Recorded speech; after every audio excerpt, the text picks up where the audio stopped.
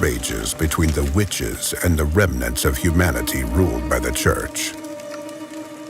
In a distant territory controlled by one of the witches, papal scouts have discovered a wreckage of a ship that had been lost for several centuries. It carried a valuable artifact, one that could alter the course of the conflict. To recover it, the Vatican has dispatched one of its best witch hunters. Only he can face the witch by means of his powerful magic.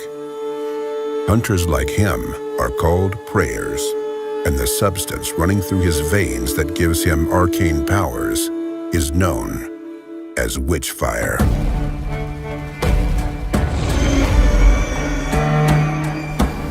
When you reach your destination, you're completely exhausted. There's very little Witchfire left in your blood.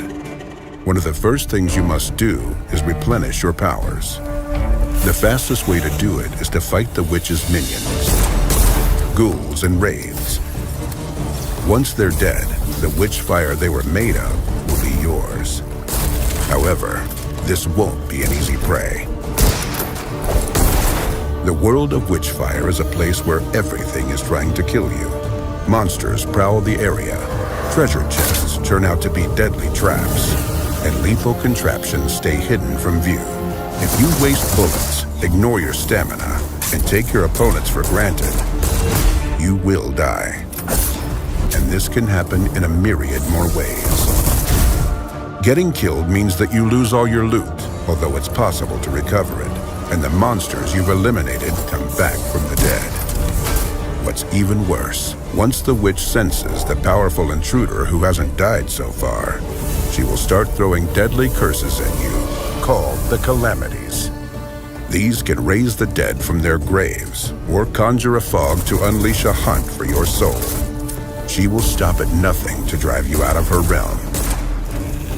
And if this doesn't work and you still brazenly cling to life, amassing more power and a greater arsenal, then the witch will dispatch new types of minions and set traps the likes of which you have not seen. The world will change, adapting to your progress. This means more Witchfire to collect, but also more challenges to conquer. You find refuge in an old hermitage, enveloped in a fog that hides you from the witch's sight. From here, you will venture into her domain, trying to find the villain's lair. An enchanted mirror allows you to receive amazing inventions from the Vatican's gunsmiths.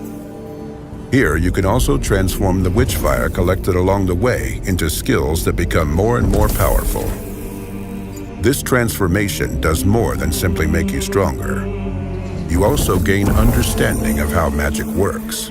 Without this knowledge, many places remain inaccessible, and many magical objects are nothing more than a piece of paper with strange scribblings or a simple shard of iron. Let's examine this weapon, made for the prayer in the Vatican workshop. If you're unable to see through its esoteric shroud, it looks like a regular rifle. The more Witchfire courses through your veins, the more secrets reveal themselves to you. For instance, it turns out that the aforementioned rifle can hit several enemies with a single shot. This is how things are in this world, where common folk see nothing but a regular weapon, a seal with strange symbols, or a beautiful ring. A prayer recognizes brutally effective tools of death, spells based on one of the 4 elements, or magical signets that allow him to use telekinesis or teleportation. The prayer's task is simple: kill the witch and recover the artifact she stole. However, simple doesn't mean easy. Luckily for you, the prayer has more tools at his disposal than superhuman powers or a magical arsenal. Some of these implements are called the Arcana. Crystals that are created from Witchfire in the most magic-infused spots allow the prayer to alter reality, if ever so slightly. Will you enhance your spells with new abilities, weaken all of the witch's minions, or perhaps you will prefer to improve your shooting skills for a short while? Still, the most powerful force the prayer can wield is not a weapon, a spell, a magical object, or even the arcana. It's the freedom.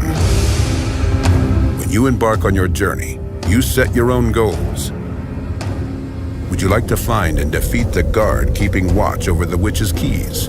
Go right ahead. Or perhaps you prefer to steal some gold and return to the hermitage.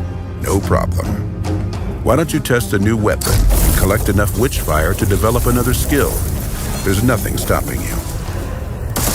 Every step you make during your journey marks a choice. You can rush into a huge mob of enemies and try to execute them in a frenzied dance of death, or opt for eliminating them one by one from afar. Steering clear from a fight is an option, as is provoking more fights for bigger rewards. This freedom means that there isn't just one correct method to defeat the witch. The prayer is not bound by time restrictions, and the Vatican doesn't care what methods he employs. A sharpshooter's agile fingers, a tactician's analytical mind, or special powers and magical objects. You can pick, choose, and match freely to achieve your goal. These are the bare bones of Witchfire. Discovering the rest is up to you. But here's a final thought. The witch knows that the prayers are immortal. Her goal is not to kill you. Her goal is to take away your belief that she could be defeated. When faced with hardship, you decide whether to give in to despair or get back on your feet and resume the fight. Godspeed, prayer.